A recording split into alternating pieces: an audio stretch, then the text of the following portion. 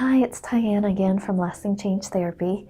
And as I shared with you last week, I am going to discuss the 7 categories of obsessive intrusive thoughts and share some of my own personal struggles.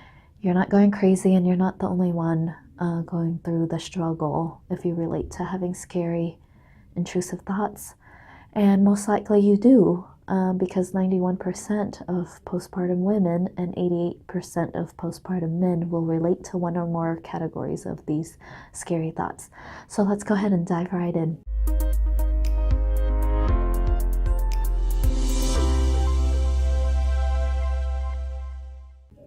Number 1, it's going to be a thought of your child suffocating or having SIDS. I think because SIDS has been so magnified in the media, so it's kind of almost been traumatic. And then the compulsions that could follow is just checking on your baby over and over again. Number 2, the second type of scary intrusive thought, and all of this I'm going to use interchangeably, scary intrusive thoughts or obsessive thoughts, is just having accidents with your baby. And so it could be dropping the baby, seeing them fall off the stairs. It could be, something happening to them in the bathtub. But these are accidents that are really terrifying. It's really disturbing for us. And these thoughts will often bring at least mild distress, if not extreme distress, for a lot of people. And a lot of time it's not the content that matters when we're treating a person with postpartum intrusive thoughts. It's really how much distress, how much anxiety is it bringing on for them that I'll focus on treating.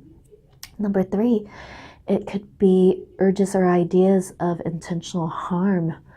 And this is the one that often brings a lot of thoughts of feeling like a monster or a terrible person, because it doesn't align with your values to hurt your child. But it could be thoughts of, throwing the baby, slamming them down in the crib.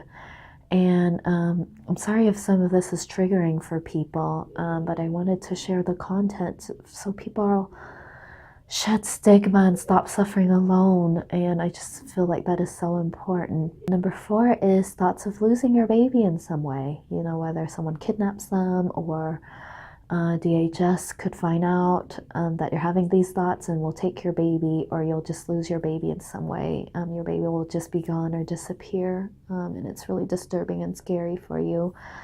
Number 5 is thoughts of illness, some form of illness coming to your child, like something seriously wrong with them. They'll have some kind of permanent brain damage or autism or even cancer.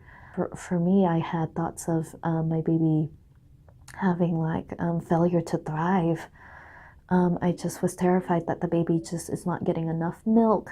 I was obsessing over it. It just drove me crazy that the baby isn't gaining enough weight, even though when I look back at pictures now, she was such a chunk, and it's even kind of embarrassing and ridiculous, but that was my reality at that time, and I really suffered in that.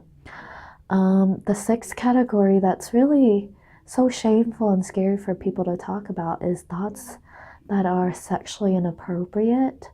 And it could be fears of sexually abusing your baby.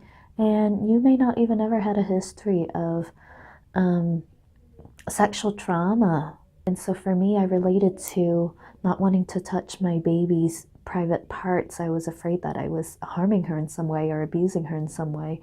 And so even when I was bathing her, I wouldn't touch her private area. I would make sure I used the towel, and that would last for months. And I didn't even realize I was struggling with intrusive thoughts as one of my postpartum symptoms until I started to study up on it and get some training on it.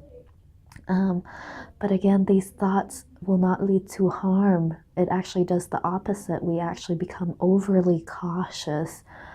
And so it'll actually make you less likely to harm your baby, not more. The existence of the scary thoughts does not equal harm to baby. And lastly, the 7th most common type of obsessive intrusive thoughts is contamination. And so it could be fears of contamination coming to your baby. So you may obsessively wash your hands or clean the house. and you just won't stop cleaning because you don't want any kind of contamination or harm coming to your baby. And you can see a lot of these come from this maternal instinct that's just on overdrive to really protect your baby. And if it doesn't align with your values, that's a good thing. And it is completely treatable, and you will get through this.